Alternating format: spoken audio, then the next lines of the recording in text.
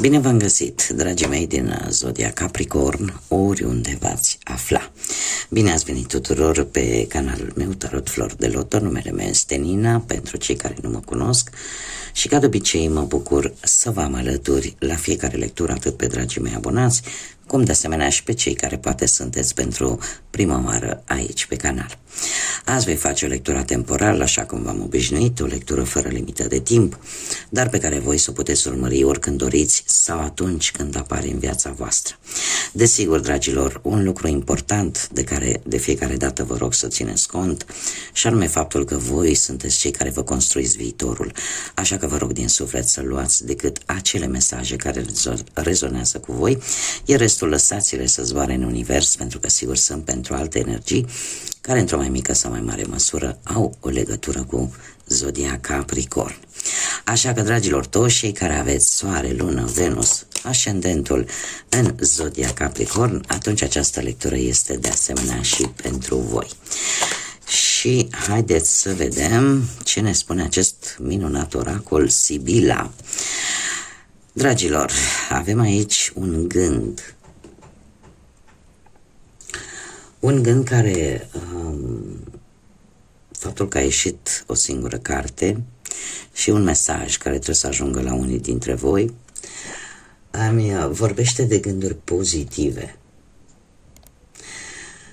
Pentru unii, pentru alții, poate simboliza gânduri din trecut, care vă țin un pic blocați și parcă nu aveți tăria, vă cam ține pe loc și nu aveți tăria să avansați.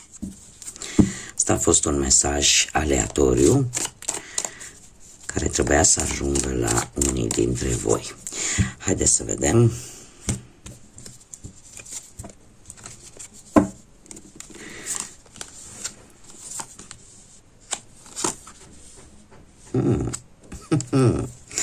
Dragilor dragi, ați avut o perioadă în care, nu știu, ați participat probabil la evenimente de distracție, cum să spun, de divertisment, și se pare că acest eveniment e posibil ca unii dintre voi să, cum să zic eu, să fi încercat oarecum să scăpați un pic de stres și poate, nu știu, ați fost și într-o mini-vacanță unii dintre voi. Cert este că acest eveniment sau această mini-vacanță a venit cu o surpriză.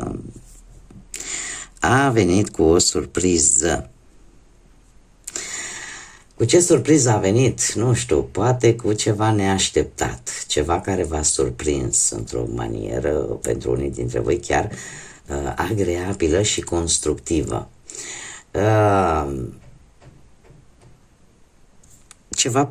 Ceva pozitiv care în următoarea perioadă va duce chiar și la o căsătorie sau ceva ce are legătură cu o căsătorie. Da, că avem căsătoria și eu aș spune că în general cam orice uniune, da, foarte strânsă, ori anumite alianțe, ori încheiere de un aranjament, o înțelegere, da, în care părțile cumva sunt foarte unite, deci putem vorbi în următoarea perioadă chiar de o căsătorie la propriu sau putem vorbi de o încheiere de contracte, de o înțelegere întărită, da, în care părțile sunt total de acord. Așa că nimic de rău. Haideți să vedem ce ne spune și tarotul. Ce ne spun bufnițele noastre, cele înțelepte? Așa se numește acest tarot pe care îl folosesc astăzi. Am zis să merg așa în tandem cu aceste două păsări frumoase, păsări Phoenix.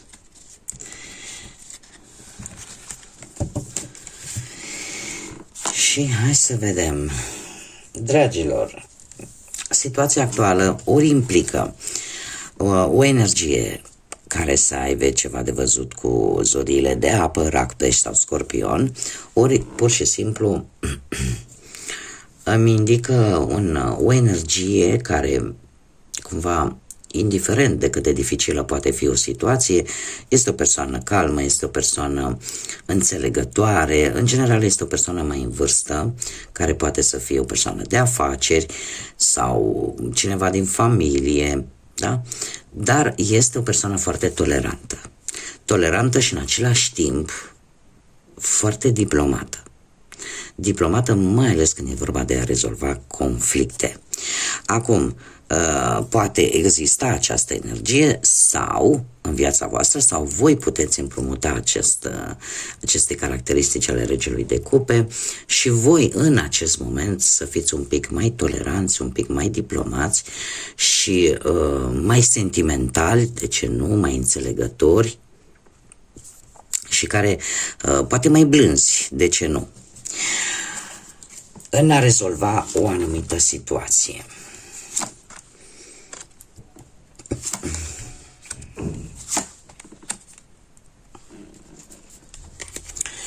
Dragii mei dragi, ce nu este în favoarea voastră? Avem un 10 de cupe, este foarte interesant pentru că pe o poziție negativă avem o carte pozitivă. Dragilor, se pare că se apropie un eveniment familiar.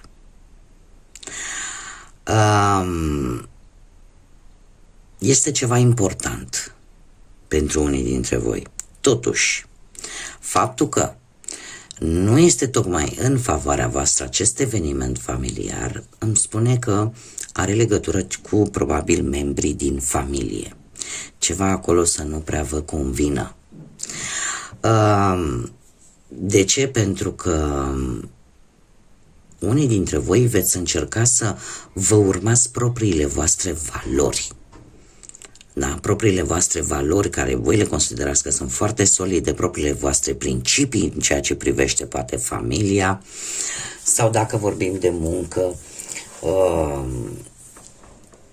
e posibil să, nu știu, voi să vă dați seama că sunteți importanți la locul de muncă și nu m-ar mira lucrul acesta, pentru că în general zodia voastră este o zodie tare muncitoare. Dar totuși, acest eveniment care se apropie va avea o întorsătură un pic negativă pentru voi. Nu va fi, cel puțin nu în totalitate, nu va fi în favoarea voastră. De ce? Pentru că e posibil ca anumite persoane, de exemplu, de la locul de muncă să nu aibă încredere în voi. Sau cineva care poate știe de vreun loc de muncă să nu vă anunțe. Dar, per general, există această situație în care se apropie un eveniment important, indiferent că vorbim de viață sentimentală, că vorbim de viață profesională sau chiar și de bani. Aici se va întâmpla ceva care are legătură cu familia, care va juca un pic în defavoarea voastră. Din păcate. Eu aș spune, poate unii dintre voi ați gândit poate prea pozitiv față de, nu știu, de propria voastră relație și v-ați dat seama că, de fapt, trebuia să te fi preocupat sau trebuia să-ți fi pus niște semne de întrebare mai de demult. Alții, posibil la un eveniment, mai ales cei singurei, să apară, cum să spun eu, tentația de a începe o relație, dar care pentru cealaltă persoană să nu fie la fel de importantă ca și pentru voi. Și atunci lucrurile astea joacă un pic împotriva voastră. În schimb, ce este în favoarea voastră în următoarea perioadă este un 8 de bâte. Dragilor, voi se pare că aveți foarte multă energie și nimeni nu o să vă poată opri. Comunicarea va fi una foarte bună, foarte coerentă, foarte rapidă și mai ales cu persoane de la distanță. Unii dintre voi chiar în următoarea perioadă puteți face o călătorie cu avionul, da? unde veți afla posibil răspunsuri rapide sau poate pur și simplu vreți să vă faceți voi o mini-vacanță, așa. Da? Sau să vă gândiți, nu știu, poate să vă mutați în altă locație. Iar asta este cumva în favoarea voastră.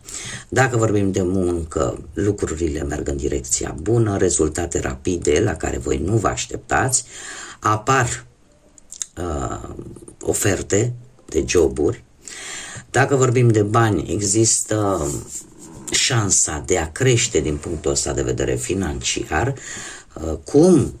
Păi, uite, datorită unor decizii pe care voi o să le luați într-un mod tare corect.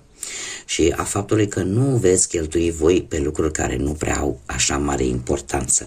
Iar asta vă va ajuta să vă îmbunătățiți situația financiară. De asemenea, dacă vorbim de viața sentimentală, cei care sunteți într-o relație, ce este în favoarea voastră? Păi este faptul că vă dați seama cum să acționați și vă dați seama că în mare parte depinde doar de voi, mai ales pentru cei care au ceva de rezolvat în ceea ce privește relația. Alții ar putea să, cum să spun eu, să-și dea seama dacă o relație care e de puțină vreme are viitor sau nu. Da? Este ceva favorabil pentru voi. Dacă vorbim de cei singuri, se pare că probabil că va fi un pic în favoarea voastră să aveți așa o relație de scurtă durată, dar care să fie așa plină de foarte multă pasiune, foarte mult sex appeal, foarte multă atracție. Dar cumva va fi în favoarea voastră. Acum, ce puteți voi controla? Un as de cupe. Dragilor, voi stă în puterea voastră să controlați un nou început, indiferent că vorbim de dragoste, indiferent că vorbim de parte profesională, indiferent de ce anume vorbim, stă în puterea voastră. Voi dețineți controlul. Voi decideți dacă, domne, o iau de la capăt cu aceeași persoană sau încep ceva nou. E adevărat că această carte îmi vorbește și de acea dorință pentru unii dintre voi de a avea un copil. Se pare că decizia stă la voi, dacă veți dori să aveți un copil sau nu. Pentru unii, pentru toată lumea, da? Pentru unii dintre voi. Ce mai puteți voi controla? Păi puteți controla noile șanse care vin pe parte profesională. Dacă vreți să avansați la locul de muncă sau dacă vreți să obțineți un nou job. Depinde și stă în puterea voastră. Dacă vorbim de bănuți, e posibil să depindă de voi, să aveți fiecare cum își are norocul, da? Pentru că asul de cupe pe partea banilor vorbește de regulă de câștig la jocuri. Acum nu vă apucați să aruncați cu banii în stânga și în dreapta pe tot felul de jocuri, de hazard, de noroc, dar știți cum e, când s-a împărțit norocul, acum fiecare se știe cam cât de norocos este, pentru că există și acest lucru, această șansă a norocului, da? Și care, culmea, stă în puterea voastră. De asemenea, cei care sunteți pe partea asta sentimentală, voi dețineți controlul dacă îmbunătățiți o relație sau dacă o reînnoiți vis-a-vis de sentimente. Deci totul depinde de voi. Cum, de asemenea, tot de voi depinde, de cei care sunteți singuri, dacă o nouă relație poate să continue sau nu. Ce nu depinde sau ce nu puteți voi controla în următoarea perioadă, și avem un 7 de spade. Dragilor, nu puteți controla trădările, înșelăciunea, minciuna, nu o puteți controla, nu ale voastre, ale altora.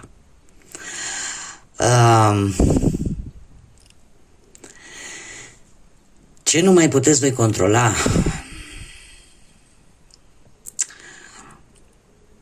Nu știu dacă unii dintre voi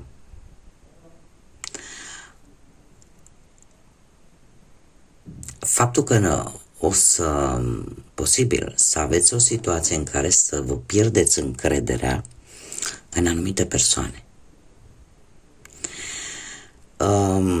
În general, șaptele de spade este o carte foarte cu energie negativă, da?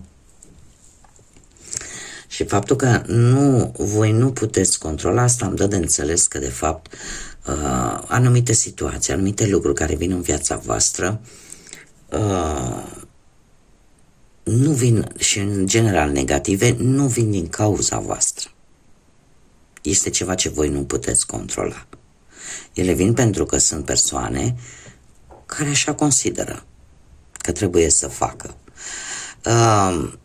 Chiar dacă, nu știu, poate la locul de muncă veți vedea că șefii poate nu mai au încredere în voi, sau dacă voi sunteți șefi, veți vedea că trebuie să aveți mai multă grijă cu angajații, pentru că de ce apare această lipsă de încredere? Cam asta ar fi rezultatul unor acțiuni pe care voi nu le puteți controla, dar care sunt pornite din niște lucruri destul de meschine, destul de urâte și nimeni nu poate controla dacă un om vrea să fure sau dacă un om vrea să înșele sau dacă un om...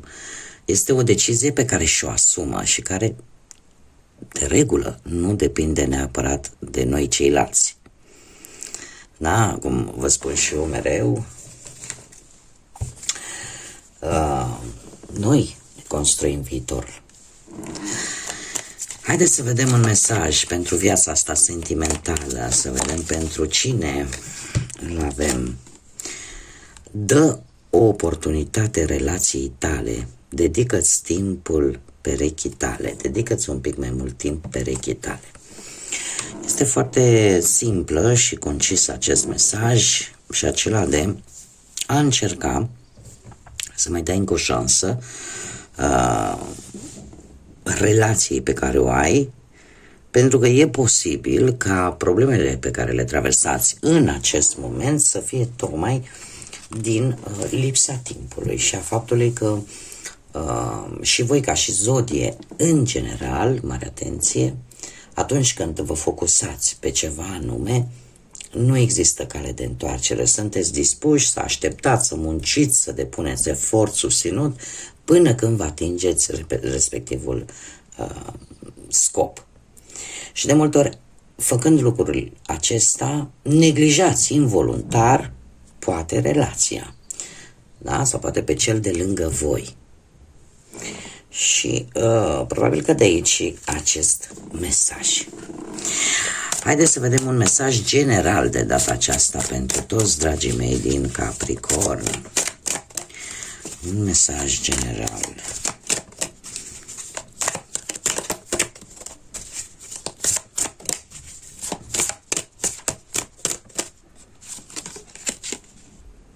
Ai încredere în ceea ce simți, pentru că tu ești unică, iar destinul tău te așteaptă să-l scrii, să-ți scrii tu propria ta istorie și să-ți pavezi, să-ți așterni propriul tău drum sau propria ta potecă.